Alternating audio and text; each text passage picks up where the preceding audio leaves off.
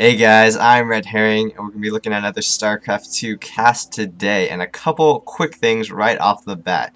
Yes, I did change my name, so I am technically no longer RedHerring, I'm FT-Act Herring, FT-Act being the clan I'm in. I did want to add the clan tag to my name, but Blizzard doesn't allow anything over 12 characters, I believe, so when the name change came around, I couldn't fit FT-Act RedHerring, had to go with FT-Act Herring. Yeah, so hopefully you guys, yeah, I still will refer to myself as RedHerring for all purposes of the cast, but just be aware, in-game, my name has changed, and I am sending out a probe, right off the bat, like after 8 on 8 supply, and that's because my opponent is LgNavilo, and that was the second thing I want to talk about.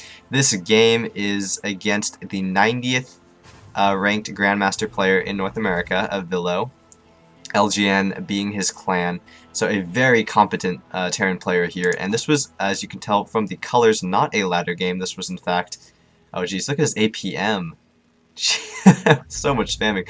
But this was played in the Playhem Daily, which is pretty much self-explanatory. It's a daily tournament on the North American server. I think on the EU server, and maybe some others as well, but I do play it on the North American server.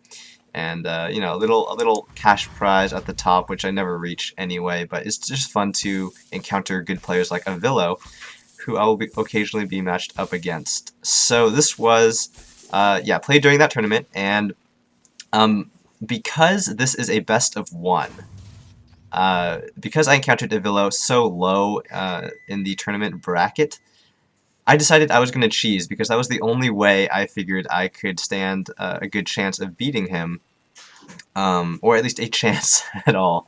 So I am one gate proxy, putting on some aggression with this Zealot, and then getting gas and putting my Cybernetics core to pump Stalkers. And this is a build that I tend to do on 2-player maps like this or Cloud Kingdom. I don't do it on 4-player maps, just because you don't really know where they spawn. Even on Metalopolis, I will occasionally do it, or like Shadow Temple, but I do tend to 17 Nexus or 1-gate proxy if I do feel more aggressive. So I did run up with the probe, and this was key because I ran up and I saw no gas, and this tells me very importantly that he is not going to be you know, getting like 2 racks, 3 racks. He actually is going double gas here, and I actually don't know this. This is like a wonky build. He's actually not getting any more racks. He's getting command center, and then he's double gassing, so probably gonna go for some tech of some sort. But yeah, I pull up and I see no gas, and that tells me that he's not going to have Marauders, he's not going to have Concussive Shell, but he did wall in the front. And oftentimes when you one gate proxy like this, if the Terran player does not wall the front, they will automatically lose, because Zealots will be in their base hacking away at their SCVs, and they will sustain too much economic damage. But in this case, he did wall, so I actually wait. I don't push up with the first Zealot, because that would give him the hint that I do have a proxy building somewhere. He'd probably put up bunkers, more supply depots, he'd have his SCVs ready to repair. And now I'm coming in, swinging in with these Stalker and 2 Zealots, and that's going to allow me to immediately pick off a couple workers, and yeah, 2 workers, and this Marine hopefully will go down as well. And you can notice he's scouting around. He's very intelligent. He's trying to find out where exactly the barracks is. And then he's saying LOL, because obviously... Oh, wait for it here. And I put the frowny face down. He's probably going to rage. I know that LOL in this case, it's, you know, it's not going to be anything good. Oh, could save this all. It looks like I'm not doing that. And then here we go, putting the expansion down. So, yeah, if we look at the income tab, the 1-gate proxy has paid for itself, just because I have even the Harvester tab, prevented these from mining, forced them to build a bunker, and then picking off some Marines here, forcing them to repair all the supply depots. This has been a successful 1-gate proxy. And adding the warp gate, which is about to be done, and adding the 2 gateways down there, and that will cover my expo, and he is going to scout that. So he knows it's there. I'm not sure what this Marine is doing. But in any case, oh, I do get the supply depot here, and I'm positioned on the ramp out of range of this bunker, and he's trying to get this one up, and this one will cover this, and he's trying to say what a joke, I believe. Yeah, what a joke. So obviously he's not very happy, but yeah, most random build ever. Apparently he doesn't encounter this that much, and in fact, this I don't think is a very common build, I must say, but it is one of my favorites against players who like go too greedy, or players who I don't think I can win in a straight up game. And this guy did play very greedy, getting this expansion up. If he had gotten like a couple racks, like went 2 racks or 3 racks even, he would be absolutely fine to push this away, because concussive shell would negate any aggression I could do. You probably would need a bunker still, but not 3 bunkers. He doesn't even have enough to build these bunkers. And he's going to have to lift off his racks and land it out of range of Stalker Fire. So, Harvester tab, I'm definitely ahead. And at this case, you know, I'm not going to argue the point. I mean, yeah, I did a cheesy build. I'm not going to deny that what I did was not the most honorable thing, but I have played off pretty well. My micro has been pretty decent. Looks like the units lost tab. I've definitely made this work for me, and if he doesn't like the matchup or whatever, you know, that's fine. I actually scout up with the Stalker, and I see the 3 barracks, and more importantly, I see the factory, and this tells me that he could be going either mid-backs, that's what I was assuming he was going to go, or he could be going Banshees. And I haven't, when I've been in this spot before, I usually encounter mid-back production and drops and aggression with Marine Marauder and all that, because you know they have made bunkers. Usually they put up more racks than this, and they have a good bio army, and it just makes sense for them to get medbacks for that. He's actually going for a starport, and with the tech lab planted down from his factory, he's going to lift up his starport, put it on a tech lab, I would assume, and go for Banshees. And this is something that might even take me by surprise. I don't have any detection here. I have my Twilight Council and my Templar Archives researching Storm. So I'm prepared to go up against Bio. This is a Bio killer army, and then leaving this this Zealot down there to keep tabs of whether he's trying to expand or not. But he's a little bit supply blocked right now. I'm not sure if is he even getting another supply depot. He's not even getting another supply depot. I guess that's a bit of a mistake, but in any case, adding more gateways, and then I'm thinking, okay, Avila, obviously very good Terran player. He's probably going to be going for something that is well, to get back in the game. He's either going to be going drops or robotics, or not robotics facility. He's going to be going drops or Banshee. I should probably get a robotics facility just to play it super safe. And it looks like he's salvaging the bunkers there. But actually, I don't know if this has crossed my mind yet. I'm actually getting charged right now. But I think at some point, and here goes the Banshee, and he is researching Cloak.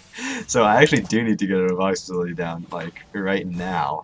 Oh, there we go. So with this probe, then I see the Banshee. That's what I was thinking, yeah. And he's actually going to attack this pylon here. I'm not sure why he's stalling it off. I am just now putting down the robotics facility. There it is.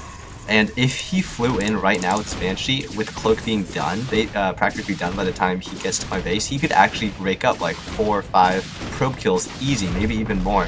But he sits by and takes the pylon out. I'm not sure if he thinks that I'm going to go Dark Templar and this was my forward pylon. I don't know what his line of thought was for that, but I don't agree with stalling his Banshee off.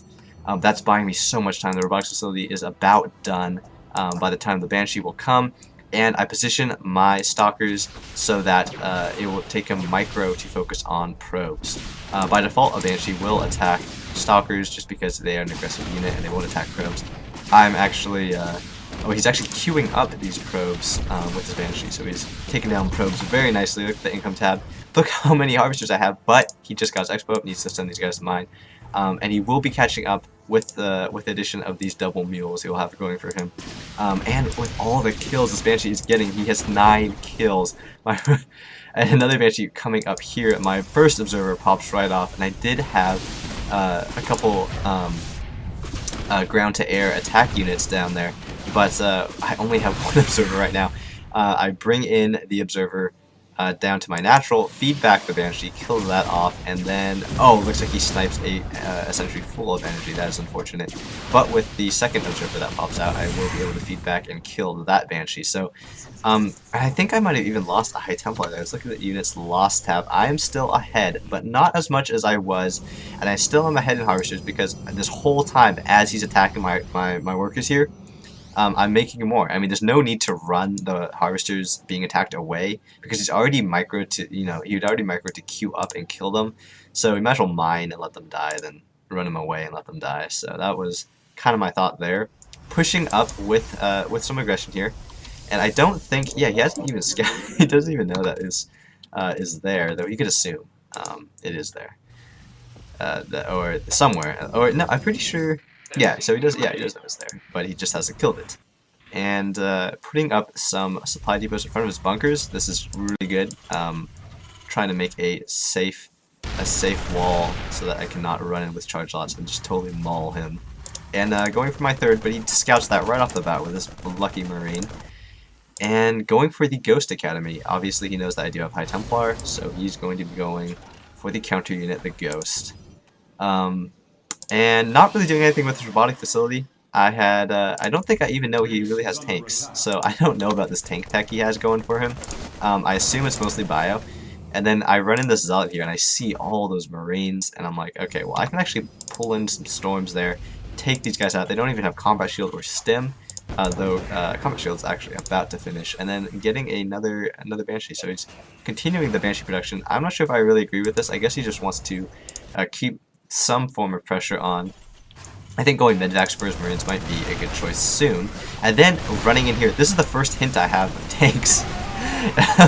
And this is so smart. He's actually pulling back, nice feedback on the Banshee, but he's actually pulling back all his Marines to his tanks. There's no need to let them sit and storm down here or try to defend a natural that is going to die. And actually storm my own Zealots here. I don't know where that storm is going.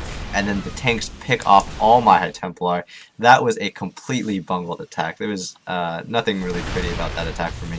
I'm trying to snipe off this supply depot, and actually do get out with the Stalker, almost dying. The Observer here chilling, you know, keeping tabs on his army positioning, and I see 6 tanks. That's a lot of tanks. And immediately, yep, there goes the Immortal production. So I had scouted. I guess I started making the Immortal as soon as I scouted he did have tanks. Or not really scouted, but engaged and noticed he had tanks. And pulling out with this huge aggression here. So let's look at the units lost tab. I'm now behind. Workers killed tab. It's about even. The Banshee aggression really did bring him right back in this game. So if he can take this third, if I can hold this third, it will be definitely in my favor here. If he can kill it, he will be ahead unless I can really crush this army in a swift blow. And bring in his Marine up to the tower so he knows my High Templar are there. This is my measly little army. Our supplies are identical. You actually just shot up a little bit there, but practically identical. This is so good. Tank positioning is so good on this map. You can shell the third so easily, and you can't. And as Protoss, you can't really do much against that, except engage in a head-on confrontation, which is exactly what he wants. So here comes his Marine Ball, trying to tempt me into his siege line. High Templar should not be going first. You need to absorb the shots on my Zealots, which is exactly what I'm doing now. The High Templar running in there, trying to storm, but again, so smart, pulling away his Marines. There's no need to let them sit and be mauled by storm when you can pull back to the safety of your tanks. And I do kill several tanks here, and unfortunate the High Templar gets destroyed.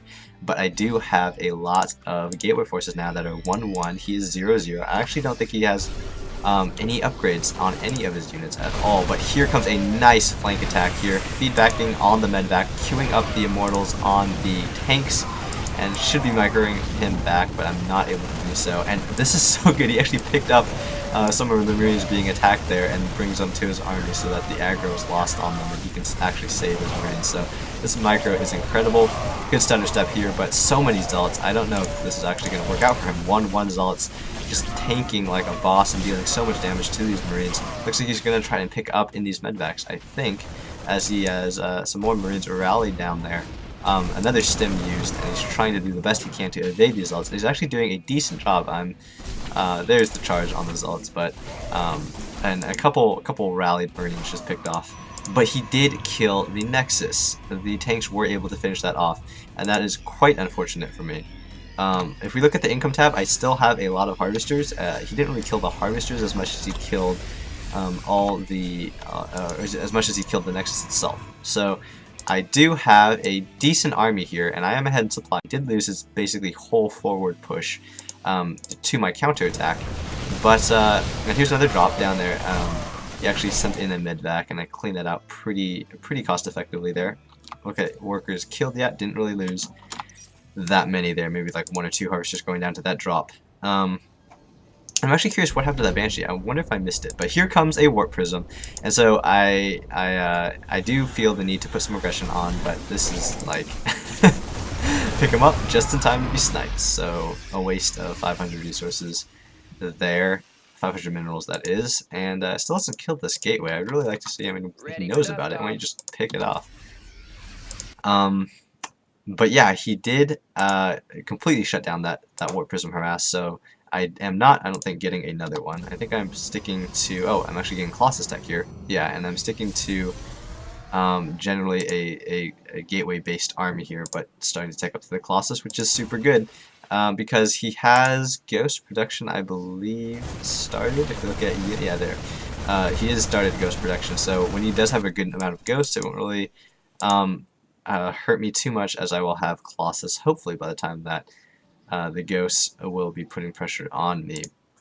+2 attack is almost done. If you look at his upgrades, yeah, he actually has double engineering bays going right now, so 1-1 for him is going to be done. And taking a 4th. So at this point in the game, I remember thinking, oh man, I'm actually holding my own against a really, really good Terran player. I need to keep that lead and play it super safe. Just macro very nicely, because I do know, you can't underestimate players of this caliber. They can come back from anything. I mean, his macro is phenomenal, even through all the setbacks he's had. Nice blink back by myself.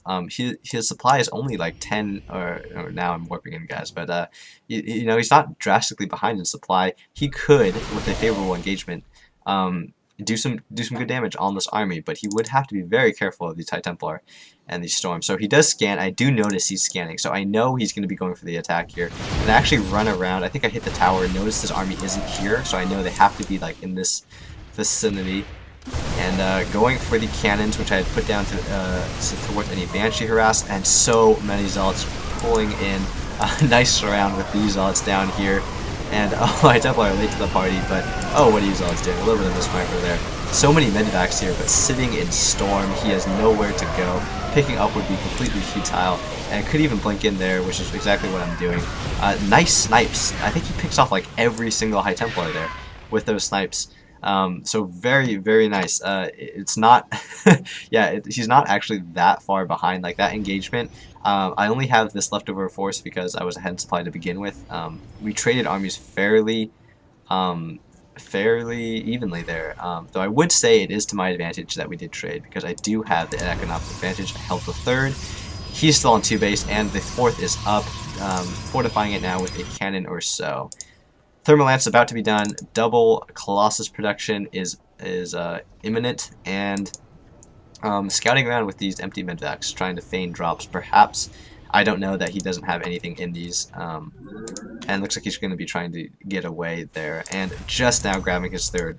So his main's mined out, his natural is about mined out, and his 3rd is really his only mining base, whereas I still have a little bit of a natural left, and my 3rd is, could definitely use some more saturation, but my 4th is up, and I can hopefully be producing enough workers to get up there in the Harvester tab. Actually, could work on my Harvester production, but yes, he does leave the game. So this was just an intense game. I admit that I was a bit cheesy by myself, but I did macro out, showed some decent macro capability later on in the game, and did take a game off the 90th ranked North American Grandmaster player of Vilo. So he's probably not too happy about that. I did kick him out of the tournament. And then I think like the next round I went up against like a top 8 Master Zerg and just lost. So didn't even get that far in the tournament this time. But there's always next time, and I hope you guys enjoyed this game. Yeah, comment, rate, subscribe. I'll have more videos out soon. Thanks, guys.